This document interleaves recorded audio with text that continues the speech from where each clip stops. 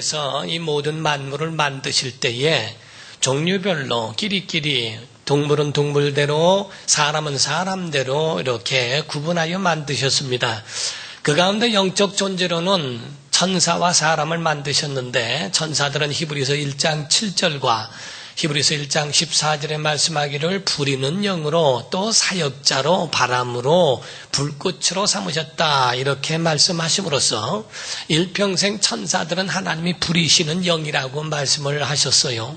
그러나 사람은 다릅니다. 사람은 하나님이 사랑의 대상으로 삼으셔서 일평생 태어날 때부터 모든 죽음에 이르길 때까지 하나님의 사랑을 떠나지 아니하고 그 사랑을 갈망하고 그 사랑을 주며 또 그 사랑을 받으며 살게 하신 겁니다.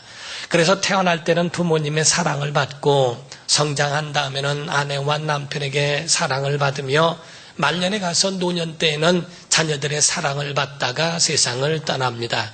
이와 같이 모든 갈망하는 것이 사랑입니다. 모든 사람들은 사랑을 구하며 사랑을 주며 사랑을 받으며 사는 것, 이것이 바로 인생의 모든 삶이라고 하는 것을 성경은 우리에게 일러주고 있습니다. 그러나 한 가지 여러분이 아셔야 할 것은 우리가 모든 탄생과 죽음에 이를 때까지 그렇게 살지라도 그 모든 삶은 달라질 수 있다는 겁니다. 탄생이 사랑이 되고 사랑스럽고 사랑을 받으며 행복한 그러한 탄생이라 할지라도 그런 삶이 자기의 선택에 의하여 잘못된 길을 갈 수도 있다는 겁니다. 사랑을 받으며 행복한 가운데 태어났을지라도 선택, 자기 어떻게 선택하느냐에 따라서 잘못된 길을 갈 수 있습니다. 우리가 부모가 잘못된 길을 가고 있는 것을 자녀들이 보고 부모가 그런데 나야 똑같지 않겠는가, 부전자전이지 않겠느냐, 자기의 선택입니다. 그러므로 자기의 똑같이 방탕한 삶을 사는 것도 선택이요, 자기의 부모가 잘못된 길을 갈 때에 그거를 바라보면서 나는 절대로 그 길을 가지 않으리라, 나는 그러한 삶은 절대로 살지 않겠다고 하는 굳은 결단을 한 사람들은 그 자녀들이 다른 길로, 성공의 길로 가는 것을 보게 됩니다. 그것도 선택입니다. 오늘날 자기가 어떤 선택을 하느냐, 그건 자기 마음에 있는 것이지 부모에게 있는 건 아닙니다. 성경에 보면은 잘못된 그런 불행하고 고통 가운데에 태어난 사람들이 여럿이 있습니다. 그러나 그들이 성장하면서 그들의 삶에 대한 그 모든 삶은 그렇게 불행하고 고통스러운 것만은 아니었습니다. 성경의 역대하에 보면은 야베스라고 하는 사람이 나오는데 그는 얼마나 고통 가운데 태어났던지 어머니가 내가 너를 수고로이 낳았다 해서 그 이름을 야베스라 이름을 지었다고 돼 있어요. 그러나 그 야베스라는 이름을 가진 그 사람일지라도 고통과 그러한 어려움 가운데 수고함으로 태어난 그러한 어려움 가운데 난 사람이라도 그가 일평생 존귀한 자라는 칭호를 얻게 되었고 하나님 앞에 귀중한 사람이라는 겁니다. 그가 평생에 기도할 때에 하나님이 허락하신 기도를 했다는 거예요. 나의 지경을 넓히시고 주의 손으로 도와주시고 근심을 벗어나게 하시고 정말 하나님께서 주신 그 허락하신 그 은혜대로 자기가 이와 같이 되기를 원한다고 하더니 과연 하나님이 그 기도를 허락하셨다라고 되어 있습니다. 성경의 기록 가운데 보면은 모세는 하나님의 영광을 위해서 기도했어요. 엘리야는 하나님의 권위를 위해서, 예수님은 하나님의 영광을 위해서 기도하더니 이 야베스는 하나님의 허락하신 기도를 한 사람이라고 하는 것을 말씀합니다. 예수님은 어떻습니까? 예수님의 태어남이 마구간입니다. 말구유, 그 구유 가운데에 뉘일 정도로 늘 사관이 없고 그런 작은 방도 없어서 그래서 마구간에 가서 거기서 태어나 그 가운데 말 구유에 높일 정도로 그러한 아주 어떻게 보면 초라한 그러한 탄생이었습니다. 주님의 죽으심은 어떻습니까? 십자가에 달려서 온 세상의 모든 짐을 다 짊어지고 죄 없으시고 고날 받을 이유가 없는 하나님의 아들이신 분이 그러한 처참한 죽음을 보셨지만은, 그러나 성경은 말씀하기를 그것이 온 인류를 구원하시는 하나님의 영광이요, 하나님의 사랑이요, 하나님의 주신 배려라는 것을 성경을 통하여 우리가 배우게 됩니다. 예수님은 한 손에는 정말 하늘문을 열 수 있고 인류를 구원하실 수 있는 강력한 그런 능력이 그분의 손에 있을 줄로 믿습니다. 또 그분이 가지셨다고 하는 것을 성경이 우리에게 증거하고 있다 이 말이에요. 이와 같이 예수님의 그 강력한 능력이 십자가에서 죽으시는 그 가운데도 그 가운데에 초라합니까? 그렇지 않습니다. 그분이 하늘에 오르신 그 후에도 수천 년 동안에 많은 사람들이 그곳을 성지로 삼고 예수님의 탄생에서부터 예수님의 그 사셨던 모든 것들을 다 돌아보면서 순례해가면서 거기에 대하여 주님을 닮아가려고 하는 사람이 지금도 얼마나 많습니까? 예수께서 고난의 길, 비아 도로로사라고 하는 라틴어로 고난의 길이라고 하는 그 길을 13곳, 14곳 정도에서 예수님을 가시다 넘어지시고 또 그 가운데 일어나시고 하는 그런 여정을 바로 오늘 지금도 순례자들이 십자가를 메고 그 길을 가는 것을 보게 됩니다. 태어난 것이 어떻게 됐든 간에 그의 삶과 그의 모든 것들은 다 달라질 수 있다는 겁니다. 그러므로 성경은 우리에게 말씀하기를 우리가 잘 된다고 해서 교만할 이유도 없고 우리가 잘못된 그런 탄생이 있을지라도 우리는 너무 낙심하거나 좌절할 이유도 없다는 것을 말씀을 합니다. 사랑하는 성도 여러분, 우리가 알아야 될 것이 하나 있습니다. 그것은 모든 성도들은 하나님이 복 주신다는 것을 믿어야 합니다. 창세기 1장 22절 이하에 말씀하기를 새들과 모든 짐승들에게 하나님이 지으시고 그들에게 복을 주어 이렇게 말씀을 하셨어요. 1장 26절에는 하나님이 자기 형상대로 그 모양을 따라 사람을 만들자 하신 후에 28절에는 그들에게 하나님이 또 복을 주어라고 이렇게 말씀을 하십니다. 창세기 12장에 가서는 아브라함을 만나셔서 아브라함에게 2절에 가서는 내가 너로 큰 민족을 이루게 하고 내가 너를 복주며 너는 복이 될지라 복의 근원이 된다. 개역성경은 복의 근원이라고 말씀했고 개역개정에는 복이 될 것이라고 이렇게 말씀합니다. 누가? 바로 하나님께서. 그래서 내가 너로 큰 민족을 이루고 내가 너로 하나님께서 말씀할 때 내가 너에게 이 일을 행하실 것이라고 하는 하나님의 언약이 있다 이 말이에요. 하나님은 복을 주시며 하나님은 그 복을 만드실 수 있는 그리고 그 복을 주실 수 있는 그러한 분이 창세기 1장부터 하나님이시라고 이렇게 소개합니다. 복의 근원이 누굽니까? 여러분이 복의 근원 되시기를 주님으로 축원합니다.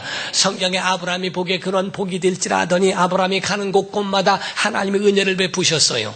창세기에 소돔과 고모라에서 롯이 그 가운데 멸망받아야 될 터인데 하나님이 아브라함을 생각하사 롯을 구원하셨더라. 롯이 복의 근원이 아닙니다. 아브라함이 복의 근원입니다.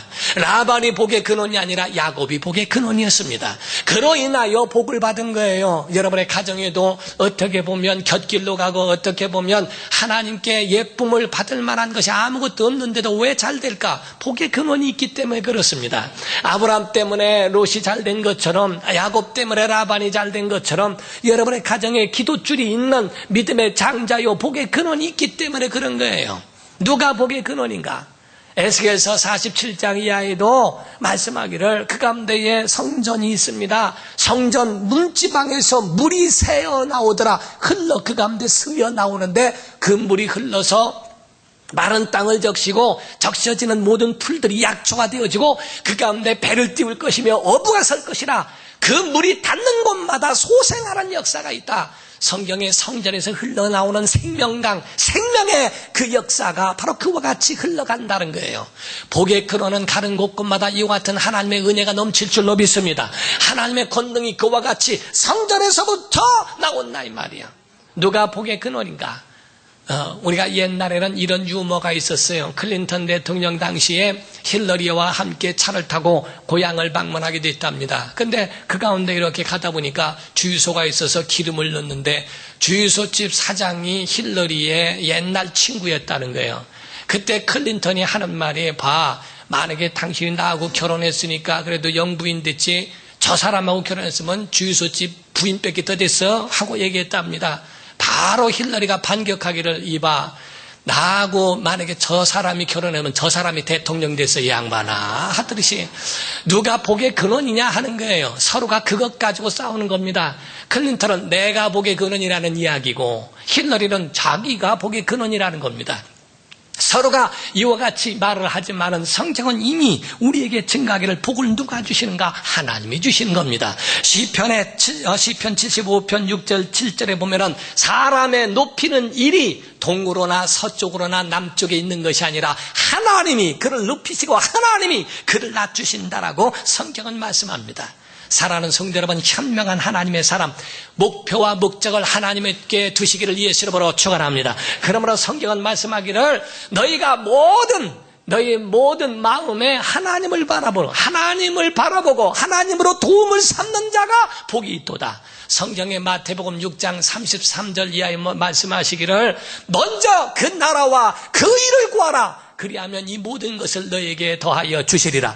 모든 목표와 목적이 하나님께 있어야 한다는 거예요. 사람에게 있는 것은 바로 도태되어지고 다 낡아지고 사라져가는 그런 것들 뿐이지만은, 그러나 하나님을 바라보고 있는 믿음의 사람들, 그런 목적을 거기에 두는 사람들, 이 모든 것들을 하나님이 그들에게 더하여 주신다는 언약이 그 안에 있습니다.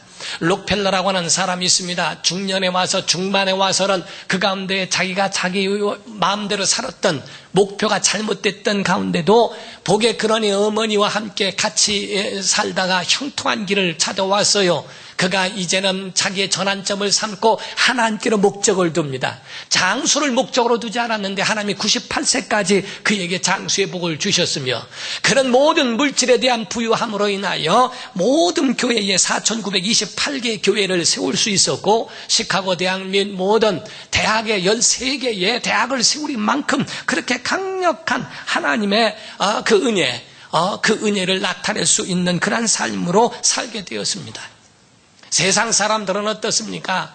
그의 육체가 남는 거예요. 그러니까 자는 게 남는 거고 먹는 게 남는 거고, 자기가 모든 사는 것, 자기 육신의 쾌락, 이런 모든 것들도 남는 것이라고 이야기합니다.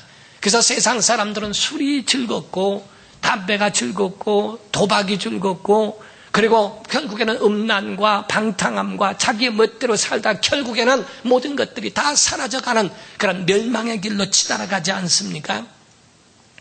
몇 년 전에 이런 이야기가 있었어요.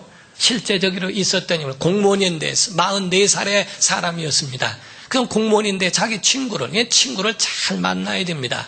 친구를 만났는데 그 친구가 같이 도박하는데 같이 가자고 해서 그냥 자기들끼리 하면서 그렇게 보니까 재밌단 말이에요. 그러니까 장난삼아 한번 해봐. 그러니까 그냥 장난으로 한번 하니까 장난으로 재미로 시작했는데 200만 원을 잃었어요. 순간에 200만 원을 잃고 나니까 그러니까 아주 속이 상하는 겁니다. 가만히 앉아서 그냥 그거를 잃는다고 하는 거, 이렇게 하면 될 것 같은데, 그래서 그 자리에 앉아가지고서 한 1억 5천만 원을 잃었습니다. 한순간에 그 가운데 장난삼아 한 것이 중독자가 돼버리고, 장난삼아 한 것이 완전히 자기 자신을 그냥 완전히 폐인으로 만들어버렸어요. 영국에 있는 대학, 캠브리지 대학에서 연구를 했다는 겁니다. 연구를 했는데, 연구를 한 그 결과에 대하여 다른 것들은 알코올 중독이나 이런 것들은 몸이 상하니까 어느 때는 마음에 돌이키고 이래서는 안 된다는 마음이 더 나오는데, 이 도박이나 이런 건 그렇지 않답니다. 사람의 뇌세포 가운데 연구를 해보니까 도박은 계속 중독이 되어져서 끊지 못하고 사람을 결국에 폐인 만들어내는 이유가 있다는 거예요. 그건 긍정적인 뇌세포가 활발하게 움직이기 때문이라는 겁니다. 이렇게 하면 될 것 같다. 기대감과 긍정적인 거, 요렇게 하니까 될 것 같다. 요렇게 한번 해볼까? 요렇게 해볼까? 저렇게 해볼까? 요렇게 하면 될 것 같은데, 그런 긍정적이고 기대감이 있는 뇌세포의 활동 때문에 그 도박을 끊지 못한다는 거예요. 우리가 다단계나 이런 어떤 투자한다, 뭐 한다, 이러면 돼. 요번에는 될 것 같다. 저번에는 될 것 같다. 이쪽 저쪽 하다가 결국에는 그런 것에 투자를 하고 이런 것들에 완전히 그 가운데 그렇게 되면서도 또 하게 되고 또 하게 되는 그런 그 속에 긍정적인 그런 기대감의 내 세포의 움직임 때문에 그렇다는 거예요. 목표가 잘못되어 있어요. 목표를 돌아서야 합니다. 사랑하는 성도 여러분, 주님을 바라보는 것이 해바라기처럼 주님 바라보기를 주 이름으로 축원합니다. 우리가 세계적인 테너의 세 사람 중에 한 사람은 호세 카레라스라는 사람이 있어요. 카레라이스가 아니요, 카레라스지. 그런데 카레라스라고 하는 사람인데 그 사람이 백혈병에 걸려서 죽음의 문턱에 있었어요. 의사도 안 된다고 그러고 세상에 길이 없다는 겁니다. 할 수 없다는 겁니다. 그런데 그 가운데에 하나님은 하신다는 겁니다. 그런 하나님 앞에 기도하고 간구하더니 결국에 하나님이 고쳐주셨어요. 그래서 그 다음부터는 그가 노래할 때에 인터뷰를 하면서 이야기합니다. 나는 노래하는 게 아닙니다. 나를 살려주신 하나님을 찬양하는 겁니다. 나의 모든 삶을 그분 위하여 살기를 원하고 그분의 이름을 높이기를 원합니다. 라고 하는 그의 삶 속의 헌신이 바로 자기 자신의 재능을 기부하고 하는 그런 헌신이 얼마나 많이 있었는지 모른다는 게, 이와 같은 신앙생활에 대한 바라봄과 이런 목적과 목표에 대한 분명한 것이 어디에 있는가? 오늘 야곱이라고 하는 사람에 대하여 여러분이 아시고 있어요. 그 야곱이라는 사람은 태중에서 쌍둥이로 낳았는데 몇 분 안에 그 가운데서 쌍둥이의 둘째가 된 사람입니다. 에서와 야곱이 있는데 그 가운데, 그래서 오죽하면 태에서 두 민족이 있다라고 하시리만큼 그렇게 태중에서 그 얼마나 아주 갖고 태어난 자체가 뭔가가 질투와 시기와 좋게 말하면 사모함, 어떤 영적 욕심 이런 것들이 있었던 것 같아요. 태어났는데 보니까 그는 항상 불만입니다. 요즘에야 법이 잘 돼 있어서 그러한 자녀들이 전부가 형제가 다 균등하게 그렇게 분배되어지는 재산도 있지만은 옛날에는 전부가 거의 대부분이 장자에게 모든 권한이 넘어갔습니다.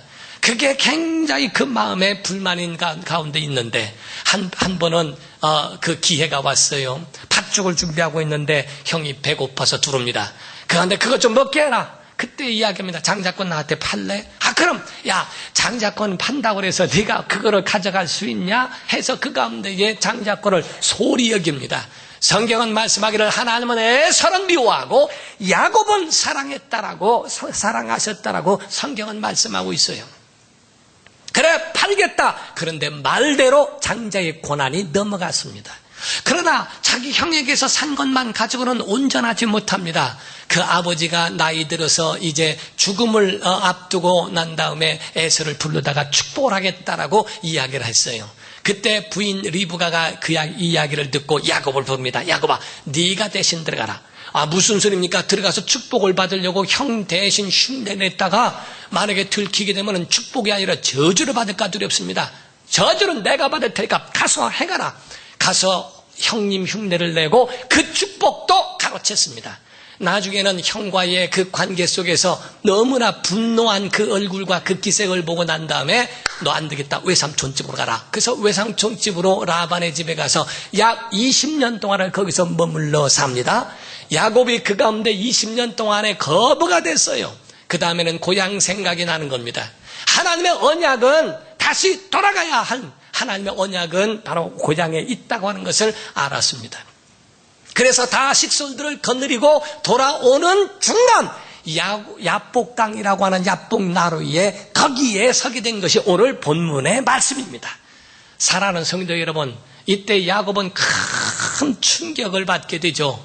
그 가운데에 20년이나 지났으면 그 마음이 다 사그러들었을 줄 알았더니 그게 아니라 에서가 400명의 자객을 거느리고 야곱을 죽이겠다고 하는 그 분이 아직도 풀리지 않아서 온다고 하는 그 이야기를 듣고 낙심을 하게 되죠.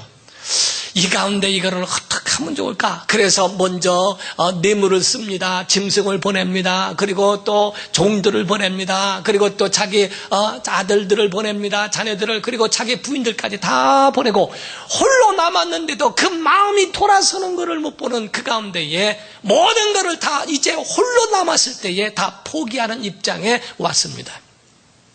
이제 나는 다 모든 것들이 이제는 다 끝났다.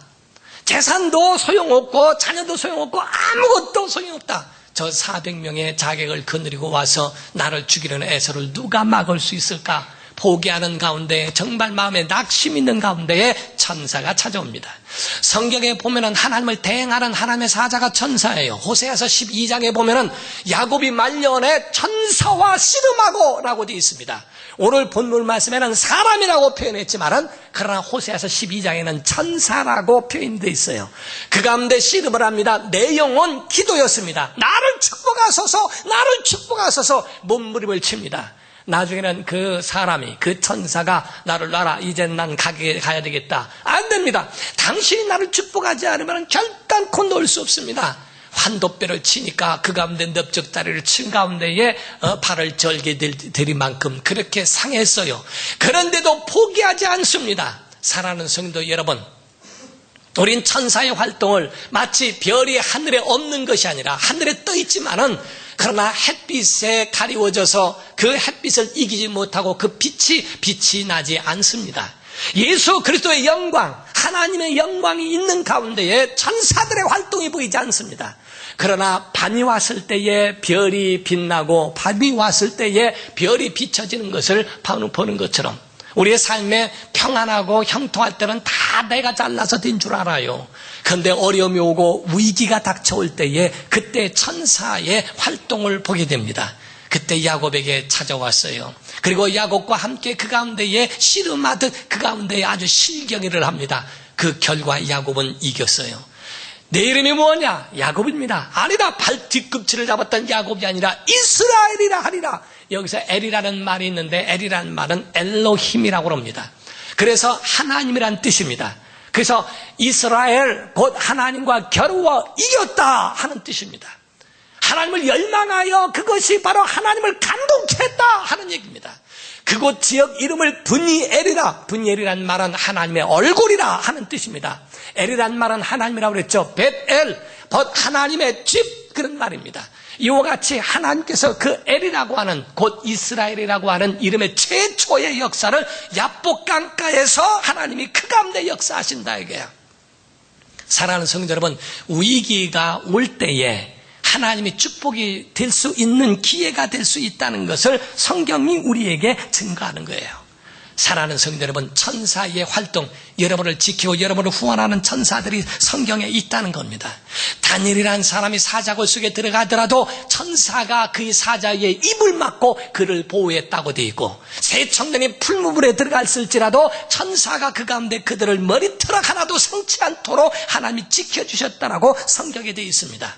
야곱은 깨달았어요. 머리로 되는 게 아니라 노력으로 되는 게 아니고 하나님의 은혜로 된다는 걸 알았습니다. 여러분과 저는 이 은혜를 받으시기를 주님으로 축원합니다. 이 은혜를 깨달으시기를 예수 이름으로 축원합니다. 그래서 이와 같이 끝날 것 같고 죽을 것 같은 가운데 아니라는 거예요. 공을 떨어뜨리면 다시 튀어오르는 것처럼 죽은 것 같고 끝난 것 같지만은 하나님은 다시 튀어오르게 하는 하나님의 역사를 보게 하신다는 거예요. 사사기 15장에 보면 삼손, 그에 대하여 이야기가 나옵니다. 한 번은 나귀 턱뼈 하나를 가지고 군사 1,000명을 죽였습니다. 그래서 그의 시를 쓴 것처럼 그의 고백 가운데 보면은 나귀 턱뼈로 친 이 한 무더기를 저쪽에 쌓고 또 쳐서 한 무더기를 쌓고 1,000명을 죽였더라. 그가 나중에는 사람 죽이고 난 다음에 다 끝냈음에도 불구하고 그런 장정일지라도 그가 목말라 죽게 됩니다. 하나님 앞에 부르짖었더니 하나님께서 그 우묵한 곳을 터치사 샘을 내게 하시고 먹게 하셨더라라고 되어 있어요. 그거를 가르쳐 엔학고레라고 이렇게 돼서 부르짖음의 샘이라 하나님이 터지게 하셨다. 그 가운데 목마른 자를 살리셨다. 사랑하는 성도 여러분, 사는 방법이 뭔지 아십니까? 하나님 찾으면 삽니다. 그 이름을 부르면 살게 되어 있습니다. 누구든지 주의 이름을 부른 자는 구원을 얻으리라. 주 앞에 부르짖는 자에게 은혜 베푸시는 줄로 믿습니다. 성경은 그에게 나오고 하나님 앞에 나오는 자들에게 은혜 주시는 거예요. 야곱이 천사의 발을 붙잡고 당신을 절대로 놓지 않겠습니다. 나를 축복하기 전에는 절대코 놓지 않습니다. 하나님을 붙잡고 그 이름을 부르는 자를 절대로 하나님 외면하지 아니하시고 그에게 야곱이 이스라엘이라는 이름으로 그의 이름을 변화되게 하시지 않습니까? 우리는 믿음이 내 속에 삶이 되어야 합니다. 정말 우린 흉내내서는 안 된다는 게요. 흉내내고 있는 것은 능력이 없어요. 공포탄과 실탄은 모양은 똑같지만 공포탄은 뻥 소리 나더라도 그 가운데 효과는 나오지 않습니다. 실탄은 탕 쏘더라도 그것이 효과가 나옵니다. 능력이 있어요. 우리의 심령 가운데 보이는 어떤 그런 모양은 똑같지만 공포탄 같지는 않습니까? 원수의 모든 능력을 괴멸하고 그 모든 것들을 파괴시킬 수 있는 강력한 하나님의 은혜가 우리 안에 있게 하지는 않습니까? 우리 속에 그와 같은 효과가 있는지 아니면 모양만 그러한 것인지 어떤 목사님이요, 아주 목회를 시작하고 있는 그러한 후배 목사님에게 그 이야기를 해줬대요. 목회 시작하니까 뭔가가 그냥 좀 설레기도 하고 긴장되기도 하고 실수하면 어떡하나 하는 그런 것에 대해서 마음을 좀 이렇게 좀 추스리라고 하면서 이야기를 해줬답니다. 그 말한 것이, 만약에 설교하다가 성도들이 조금 좀 지루해 하거들랑 유머를 쓰는데 이렇게 한번 해보게 하면서 한 말이, 나는 어젯밤에 내 아내가 아닌 다른 여자를 품에 안았습니다.